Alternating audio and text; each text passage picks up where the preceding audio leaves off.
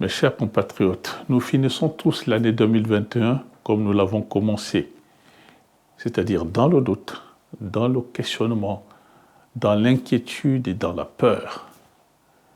Souvenez-vous, il y a un an, beaucoup d'entre vous aviez été privés du droit de vote, soit du fait de la violence armée, soit parce qu'il en avait été ainsi décidé à votre place. En d'autres termes, personne ne vous a demandé votre avis sur le choix de l'avenir de votre pays.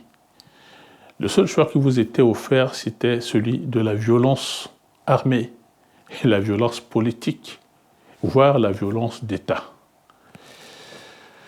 Beaucoup d'entre vous avaient vécu cette année qui s'achève comme une année de rendez-vous manqués, comme une année d'incertitude et de violence en tout genre, comme une année de perte de confiance en nos institutions et de déliquescence d'une démocratie déjà fragile. Et enfin, comme une année de bradage de notre souveraineté et de marginalisation de notre pays. Mes chers compatriotes, nous sommes en train de perdre également quelque chose qui était l'un des rares acquis de notre jeune démocratie.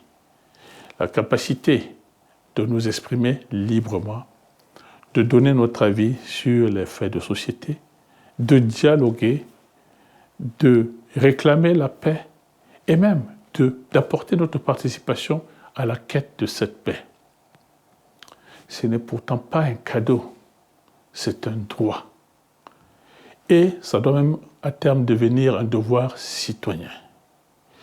Car si nous sommes un peuple à qui rien n'a été épargné ces dernières années, nous sommes restés un peuple résilient, un peuple fort, un peuple courageux, soucieux de l'avenir de ses enfants. Chers compatriotes, l'extrême pauvreté n'est pas et ne doit pas être une fatalité, surtout dans un pays aussi richement doté par la nature qu'est le nôtre. C'est pour cela que pour ma part, je ne vous abandonnerai jamais. C'est pour le progrès de notre pays et pour le bien-être des populations que j'ai choisi de faire de la politique. Je continuerai inlassablement à œuvrer pour atteindre cet objectif et pour rendre à chacun de vous sa dignité. Mes chers compatriotes, un proverbe africain bien connu dit ceci. Quelle que soit la longueur de la nuit, l'aube finira par paraître. Je souhaite que l'an 2022 soit cette aube pour qu'enfin nous commencions à voir le bout du tunnel. Je souhaite que durant l'année 2022, les conditions de vie du Centrafricain s'améliorent. Je souhaite à chacune et à chacun de vous l'arrêt des privations, la cessation de l'oppression et la garantie d'une justice véritable. Je souhaite que nos femmes et nos filles puissent vaquer librement à leurs occupations sans craindre d'être violées et qu'elles puissent donner la vie dans les meilleures conditions sanitaires.